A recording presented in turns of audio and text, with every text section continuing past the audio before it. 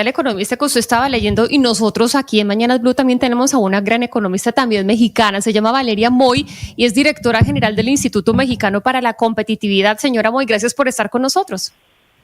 Al contrario, muy buenos días, qué gusto saludarlos. El gusto es nuestro y queríamos hablar con usted porque dice nuestro compañero Gonzalo que es una manera de negociar, que es una manera tradicional de negociar de Donald Trump. De hecho, cuando quiso renegociar el TLC del norte, él amenazaba con que o renegociamos o me salgo del tratado. ¿Para ustedes es una estrategia de negociación esta amenaza de aranceles del 25% más para los productos mexicanos que lleguen a Estados Unidos? Yo creo que en efecto es una amenaza en términos de negociaciones, es una forma de dar un manazo sobre la mesa y decir, aquí mando yo y así van a ser las reglas de esta negociación o de esta conversación que quiero tener con México o que necesito tener con México y bueno, ya de paso con Canadá. No quiere decir esto, el que Donald Trump haga esto, que sea la manera correcta o que sea la manera prudente o que sea la manera ordenada de hacer eso, mucho menos cuando tenemos un acuerdo comercial firmado, incluyendo firmado por él. Él fue el que firmó este acuerdo comercial. Sin embargo, ya sabemos que el presidente electo así es, así negocia y al mismo tiempo no pensaría yo que la probabilidad de que imponga aranceles sea cero. No creo que sea solo una amenaza o solo una amenaza vacía. Me parece que un arancel de 25% es completa y absolutamente inviable, porque no estamos hablando únicamente de productos finales que cruzan la frontera una sola vez, sino de productos que están muy relacionados y la producción está completamente relacionada, y esto haría simplemente inviable una cooperación entre ambos países. Y deshacer ese vínculo comercial es muchísimo más complejo de lo que parece. Sin embargo, la amenaza yo creo que es bastante real. Es una amenaza de una negociación mucho más complicada de la que, pues, por lo menos a México le gustaría tener.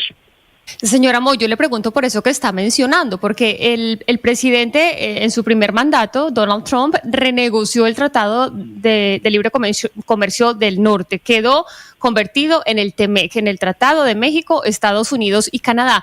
Pero él, antes de ser reelegido, ahora en esta oportunidad, habló de la renegociación de su propio Tratado de Libre Comercio, de este TEMEC, acogiéndose a una cláusula que decía que se podía renegociar en los 6 años siguientes a la firma. ¿Eso es verdad?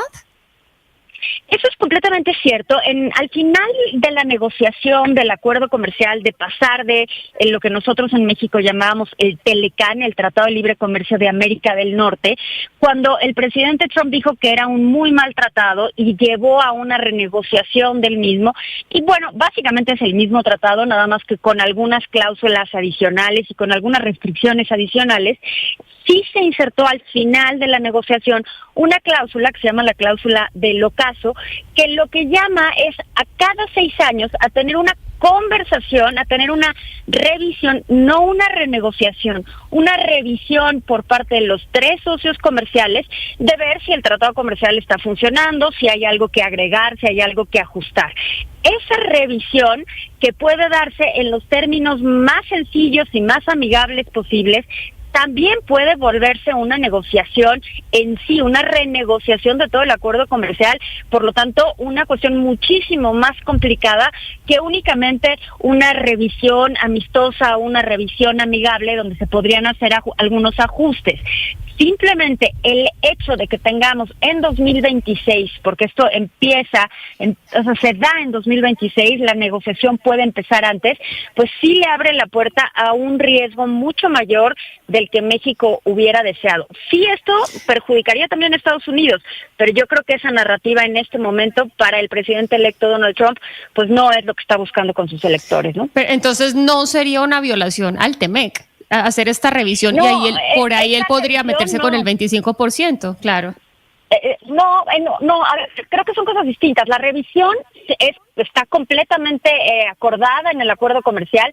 No están acordados los procedimientos que se tienen que seguir para esta revisión, porque como es la primera vez que se va a hacer y es la primera, o sea, se puso en el tratado de último momento, no hay ningún proceso establecido y eso mete un riesgo enorme. Lo de los aranceles es otra cosa por completo, porque eso no lo dijo el presidente electo Trump en el marco del acuerdo comercial. Él dijo que a partir del 20 de enero va a imponer aranceles a absolutamente todos los productos que entren de México y de Canadá.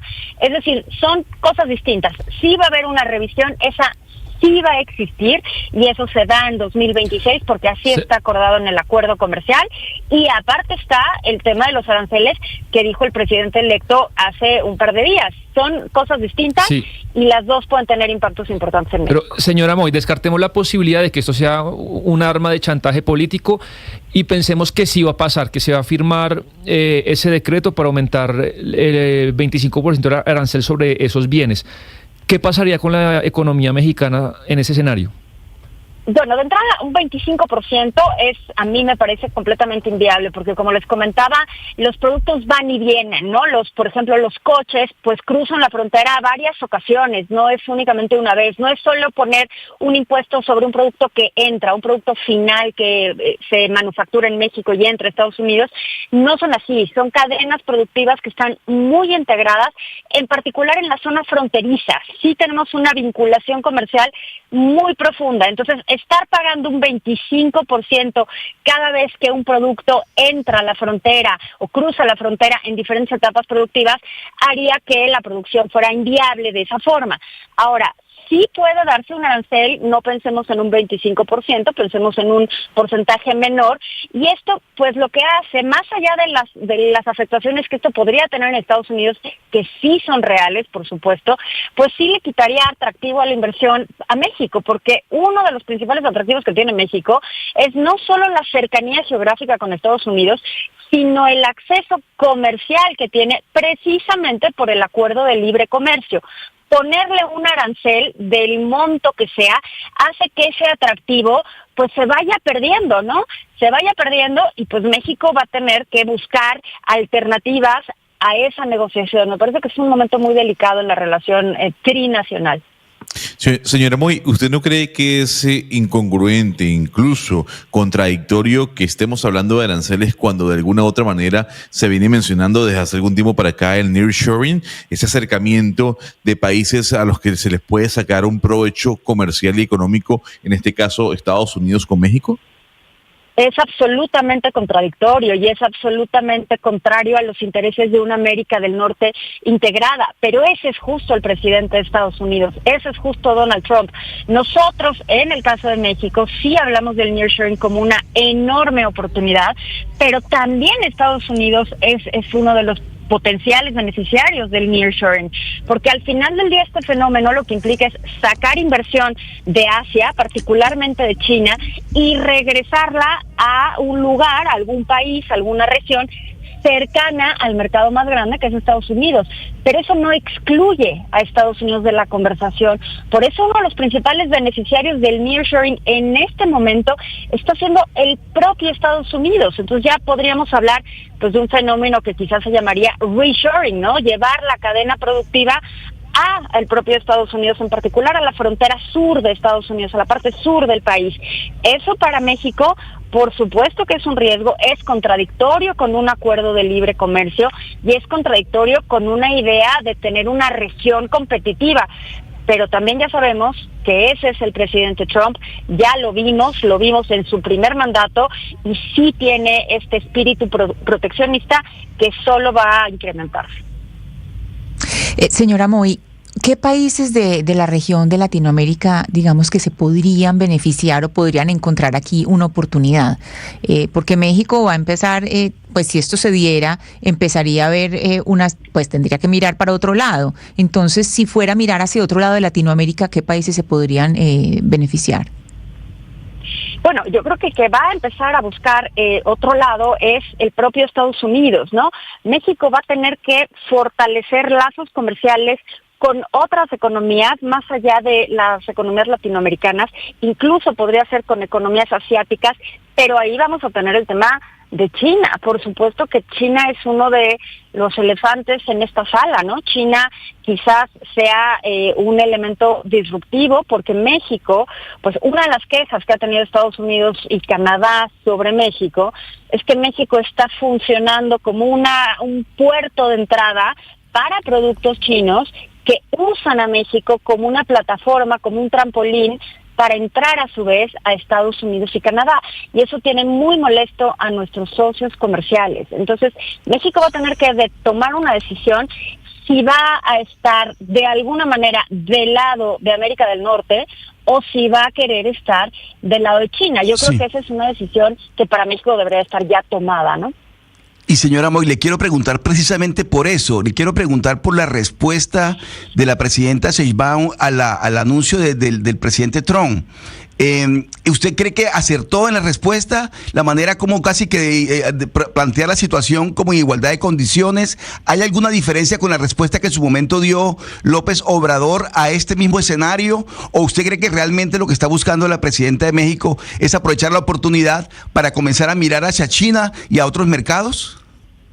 Yo creo que para México sería un error comenzar a buscar hacia China, debo de decirlo con absoluta claridad. A mí la respuesta de la presidenta Sheinbaum, entiendo perfectamente que ella estaba en una posición complicada y que esta carta que anunció en sus conferencias de la mañanera no está destinada precisamente al presidente de Estados Unidos, es más bien de consumo doméstico para los electores en México.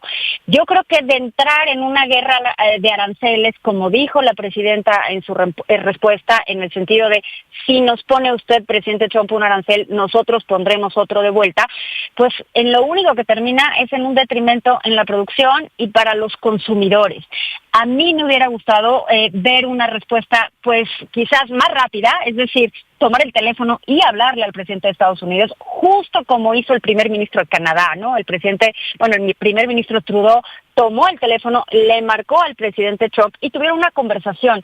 No creo, pero esto es un punto particular de vista, que estos asuntos se deban dirimir de forma pública. Creo que requieren muchos más actos de diplomacia fina y de inteligencia comercial. Me gustaría ver eso por parte del gobierno de México, más allá de poner una carta en el discurso público, ¿no? Pero aunque entiendo que pues eso es un tema prácticamente electoral, ¿no? Electoral, y ese modo de comunicarse entre presidentes y entre países, pues básicamente es el que está imperando ahora, señora Moy. Quiero preguntarle, cuando fue esta renegociación del TLC, Donald Trump presionó mucho a México con el tema de la migración. Lo utilizó pues como un arma de presión y ahí México aceptó ser un país, el tercer país seguro, donde muchísimos personas esperan ahí la respuesta de asilo positivo o negativa que le pueda dar Estados Unidos. En esta ocasión, ¿qué podría pedir Estados Unidos y en qué podría ceder México? Pero yo creo que el tema de migración va a seguir presente. Justo en el mensaje del presidente Trump se habla de migración. El presidente Trump mezcla, como suele hacerlo, todos los temas, ¿no? Estábamos quizás antes del presidente Trump acostumbrados a llevar las disputas comerciales a través de una avenida, el tema migratorio por otro camino, y ahora lo que hace el presidente Trump es juntar todos los temas y negociar un tema imponiendo o poniendo amenazas sobre otro. Yo creo que el tema de migración va a estar sobre la mesa. Yo creo que México tiene que tener muy claro que sí nos vamos a enfrentar a un entorno mucho más difícil. No únicamente le va a pedir el presidente de Estados Unidos a México que se vuelva más rígido con la frontera sur, no únicamente con la frontera norte de México, para impedir la entrada directa de México hacia Estados Unidos, sino en la propia frontera de México con Centroamérica. Y además yo creo que uno de los temas que se va a volver mucho más complicado en la conversación va a ser el tema de seguridad y fentanilo, ¿no? Eso me parece que va a ser un tema muy difícil en la negociación de todo, porque ya no me gustaría separarlo, ¿no? Y decir la negociación comercial, pero creo que ya va a estar todo mezclado. El tema de seguridad y el tema de crimen organizado puede volverse muy complicado en la relación comercial. Y una última pregunta, señora Moy, porque su análisis, por supuesto, es desde una visión mexicana, en donde se puede ir la inversión que hay en Estados Unidos, porque dicen, bueno, si me van a cobrar 25% de aranceles en México, pues establezco mi empresa estadounidense en propio territorio estadounidense. Esto, por supuesto, afecta a México, afectaría a Canadá, afectaría a China y al consumidor de a pie en Estados Unidos. Pero la promesa de Donald Trump ha sido fortalecer la industria norteamericana, la industria estadounidense. Ahí estaría cumpliendo él con esa promesa. ¿Es posible encerrarse, sobre todo para un país como Estados Unidos? Es más posible encerrarse siendo una economía muy grande, como la economía norteamericana, la economía de Estados Unidos, que siendo una economía más pequeña. El solo hecho de tener una economía mayor te da muchas más posibilidades de diversificación. Esto no quiere decir necesariamente que beneficie a la industria estadounidense. Sí entiendo que va a haber un grupo electoral que por supuesto que puede verse beneficiado, pero hay una parte de industria que se beneficia enormemente del comercio, porque el comercio permite la especialización. Entonces, si hay otra economía que hace algo en cualquier proceso productivo en lo que tu propio país no tiene la capacidad, no tiene la experiencia, no tiene los recursos para hacerlo, y hay alguien más que lo hace, la economía se beneficia de esa decisión. Esa es la ventaja del comercio, de la cual Trump, o el presidente Trump, pues no va a estar tomando.